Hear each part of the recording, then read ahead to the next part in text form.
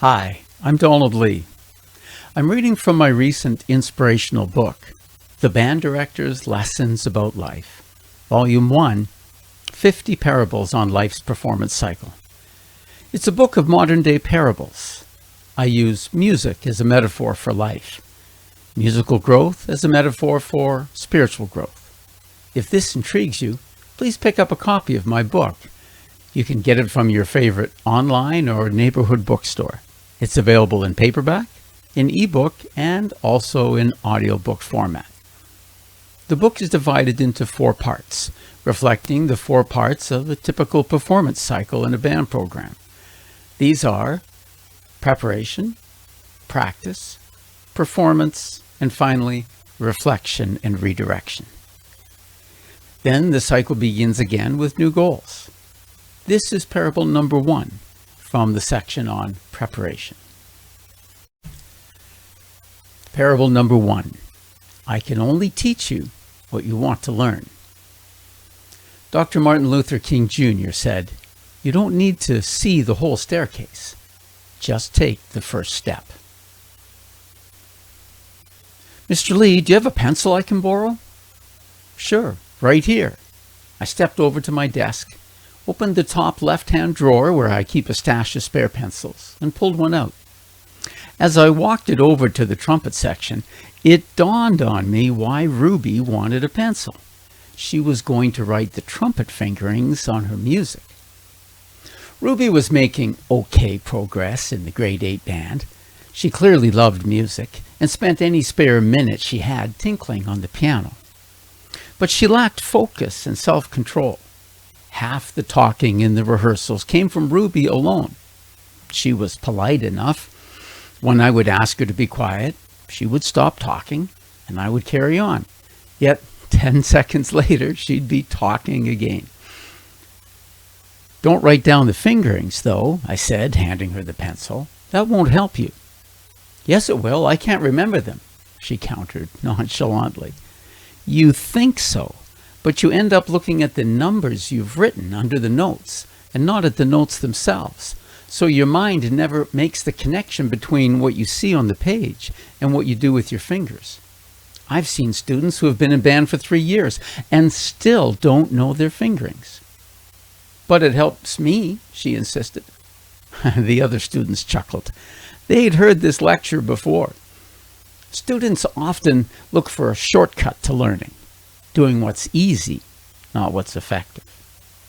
Trust me, Ruby, if writing the fingerings on your music actually helped your learning, I would make everyone do it. But it doesn't help. It hinders your learning.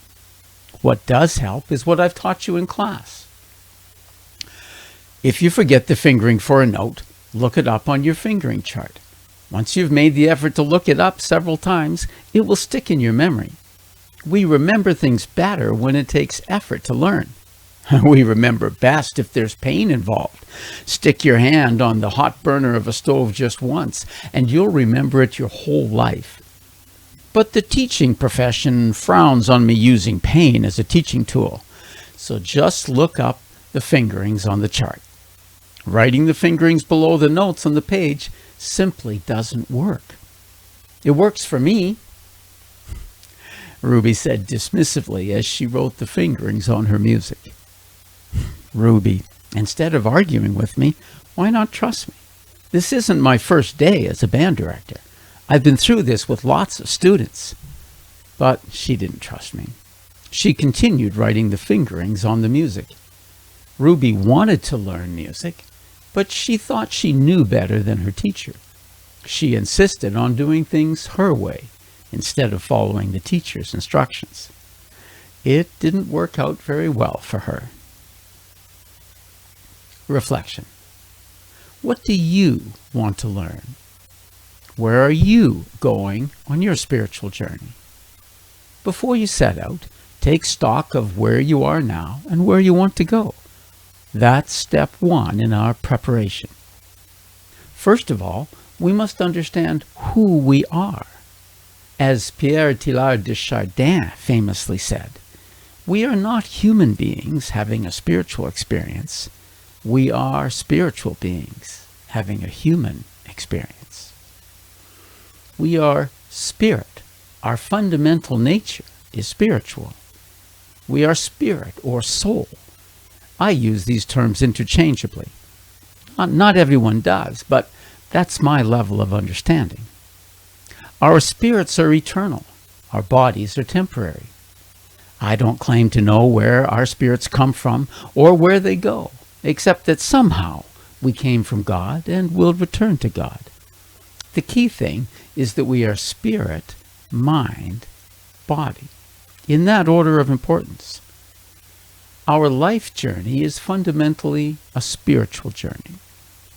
As the opening quote to this parable says, we don't need to see the whole staircase in order to take the next step. We do, however, need to know which staircase to climb. Our spiritual journey will take us places we don't expect and cannot foresee. But we still need to have a destination, a goal in mind. What is yours?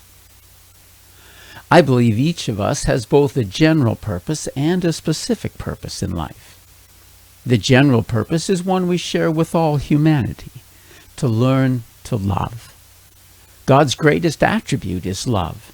God is love. Our purpose is to become love, to learn to love all people at all times in all situations, to manifest the love of God in the world. That's a tall order. I also believe we have a specific purpose in life, one unique to each of us. That's tougher to figure out. We don't know what that purpose is. Or, more precisely, our conscious mind doesn't know it. But God knows, and somehow our soul knows. Deep inside of us is the knowledge of our specific purpose.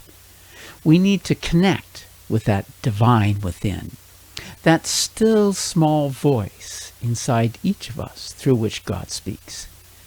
While it's easy to talk to God, it's harder to listen. He speaks quietly. God speaks to our heart. We need to find ways to listen to our heart, to connect with that divine within, to find God's guidance for our lives. Usually we make our own plans without God's input. Like Ruby, we do things our way. We think we know what we're doing, but we're writing the note names on the music, even though our teacher has shown us a better way. Who is our teacher? I always turn to Jesus, the master teacher. You may turn to someone else or something else. It's up to you to choose your teacher in this school of life. Choose wisely. Then have the humility to follow that teacher's instructions. We often resist the lessons, the teachings, the discipline, the hardships. Don't be like Ruby, because your teacher can only teach you what you are willing to learn. What do you want to learn? Where do you want to go on your spiritual journey in life? Decide, find a master teacher, and do exactly as he instructs. Peace be with you.